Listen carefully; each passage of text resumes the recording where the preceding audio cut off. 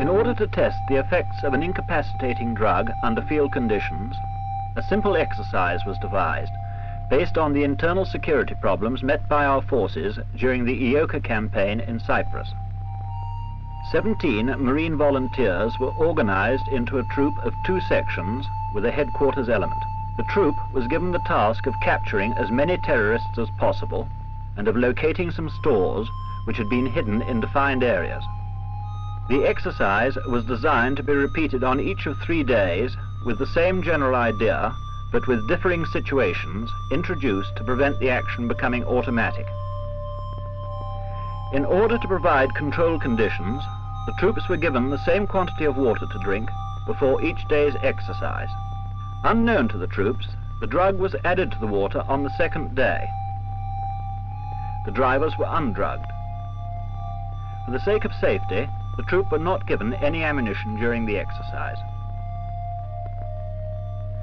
These opening scenes are being shown to provide a composite picture of the high state of training of the men making up the troop, and also to provide a comparison with their performance on the 2nd day when under the influence of the drug. Notice the wide dispersion of the section commanded by the sergeant as it moves across the open country. As they advance into the wood, which could be occupied by the enemy, they move at the double. Thereafter, movements are cautious and alert, continuous observation being maintained.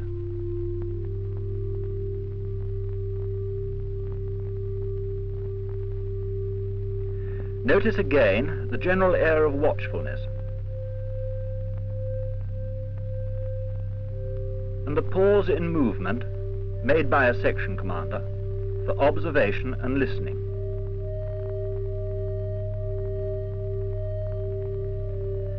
The sentry is alert and making maximum use of cover. It is emphasized that these scenes were not posed specially.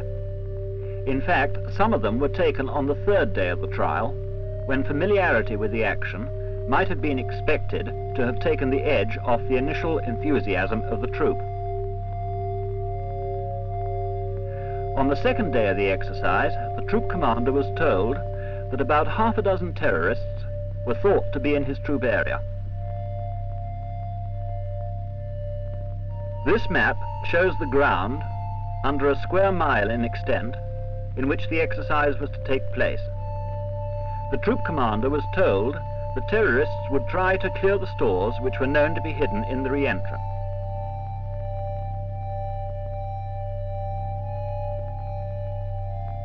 The troop commander's plan was to form a firm base at beaches. Then, number 2 section was to move to the southern edge of the re-entrant by the way of Redwood. Number 1 section was to move to the northern end as soon as it was clear that number 2 section was not being opposed. However, number 2 section came under fire, first from the brick hut, later from Redwood. This, in the event, resulted in number 1 section being sent to reinforce number 2 section. The drug was given orally to the men in the hospital ward at 11:15, and they immediately embussed, arriving at the exercise area 10 minutes later.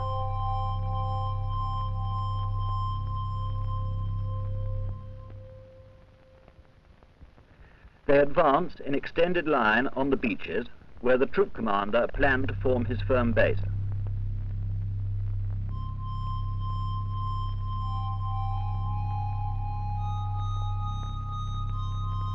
During the clearing of the wood, a terrorist is discovered in a thicket and is captured. Some stores are also found. Medical staff and observers wearing civilian clothes accompany the troop throughout the exercise. By 11:35, troop headquarters is established on the southern edge of the beaches. At 11:40, the first effects of the drug make their appearance. 2 Marines are reported to the troop commander for insubordination, no one realizing that their behavior was due to the first effects of the drug. The drug is also beginning to affect the other men. They no longer take cover, they relax and begin to giggle. At this time, one man is more severely affected than the others, losing all contact with reality, dropping his rifle and becoming unable to take any part in the operation. In fact, he has to be withdrawn from the exercise a few minutes later. Meanwhile, Section 2 starts to advance to Redwood. The troops have lost their air of urgency, and many men are laughing.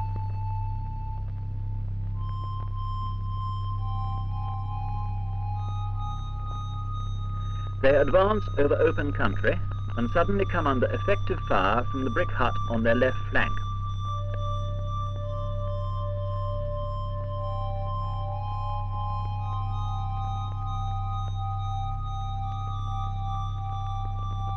The umpire rules that 2 men have been killed by this fire. One of these is the radio operator who, by this time, 11:50, has become incapable of operating his set effectively anyway. His relief reports the incident to troop headquarters, where the level of efficiency of the men, including that of the troop commander, is also dropping. The section commander is informed that the brick hut will be neutralized by the rocket launcher carried in troop headquarters, and that he is to continue the advance as soon as the target is engaged. The movements of the rocket launching team have become slow and uncoordinated, and it is apparent that they are now incapable of taking proper aim.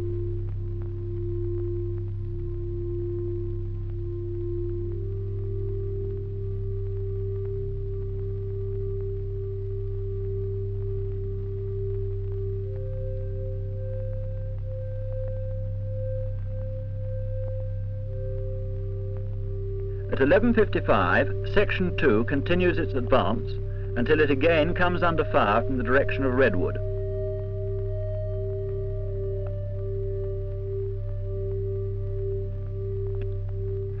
At this point, 45 minutes after administration of the drug, these men, although becoming more and more detached from the reality of their environment, are still capable of effective response to any sudden stimulus. However, their response is for limited periods only, after which they again become indecisive and lethargic in their movements. At the edge of the wood, in the area from which fire has just been brought to bear on them, they are bunching and fail to get under cover quickly.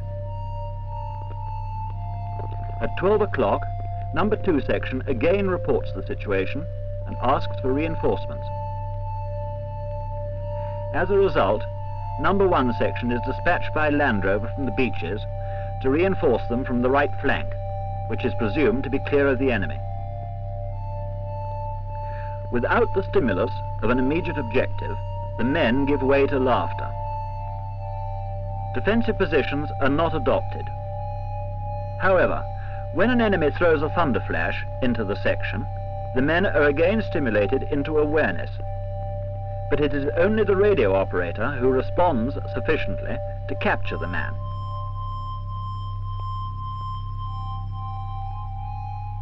The section is still within sight of the beaches, which is only 700 yards away, over open country. But by 5 minutes past 12, the troops are so disorientated that they are incapable of appreciating this. The sergeant tries to use a map, and they start arguing about their position before sending the prisoner back to troop headquarters.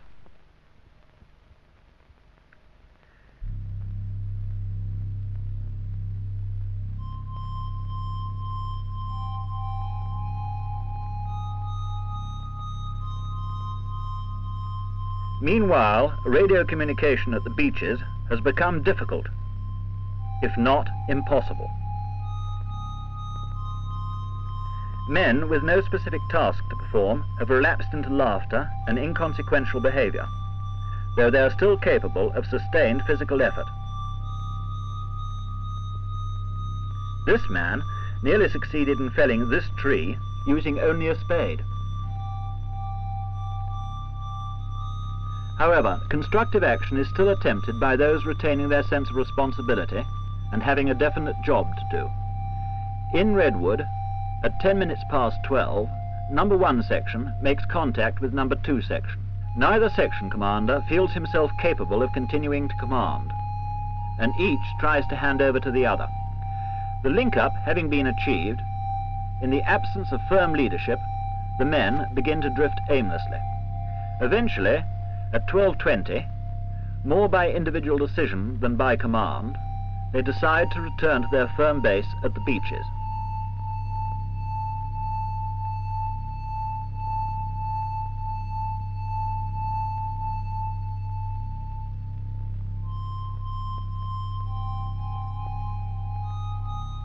While these incidents are taking place, the troop commander is still trying to direct the action in spite of feeling nauseated and being disturbed by the mental effects produced by the drug.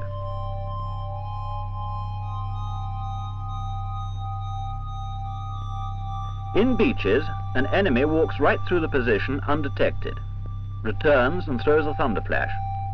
A few men respond sufficiently to capture and search him, but 70 minutes after the administration of the drug, with one man climbing a tree, the troop commander gives up, saying, "I cannot do anything about this. I cannot control the men, and I can take no action myself. I am wiped out as an attacking force."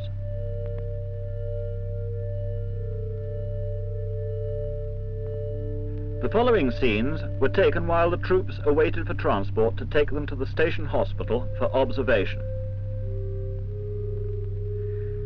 Relieved of trying to maintain command, the troop commander shows the full effects of the drug, the main signs of which he had managed to suppress until this time.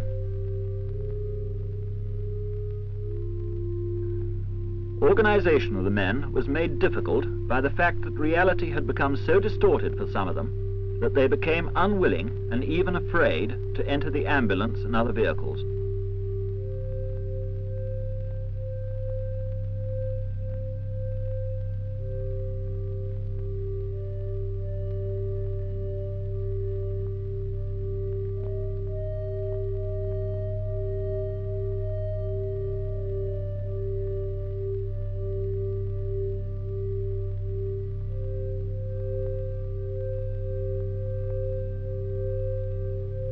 However, after much delay, they all arrived safely at the hospital at 1 o'clock. 2 hours later, at 3 o'clock, the effects of the drug are beginning to wear off. In the hospital ward, some of the men lie on their beds. Most of them are still laughing as they talk about their symptoms and the day's exercise.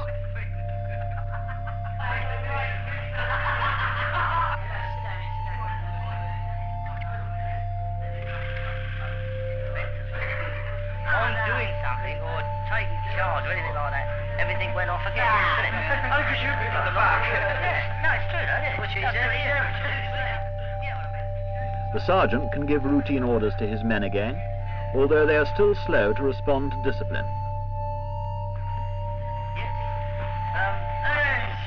All I want us to do is to fall in as you would normally, standby beds in a barrack room.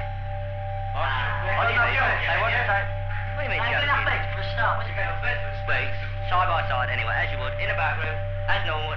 Just want to put cigarettes out. No. On your feet, huh? Get Scott off his bed. You're upside down. Take your hand out, pocket, Scott.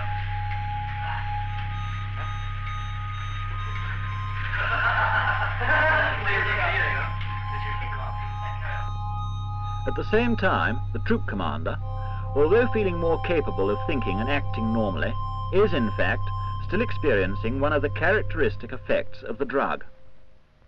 Everything he looks at appears to be patterned. While looking at the white ceiling, he describes geometrical patterns which are colored and three-dimensional. They appear to move in and out of each other. The most severe reaction to the drug was shown by the man who had been removed from the exercise in the early stages. For 3 hours he was completely divorced from reality, and even now, 3.5 hours after administration of the drug, he does not know what he is doing or where he is, and cannot respond in any way to the people around him. Guess I'm not going to die. Right? No, I'm not going to die. Yes, I died, mate. You've died, have you? No, I've not died. You haven't died? No, right. And you're not going to, right? I'm not died. No, you're not. By the evening, he had recovered sufficiently to be able to rejoin the others in the main ward, and by the following morning was capable of carrying out his normal duties.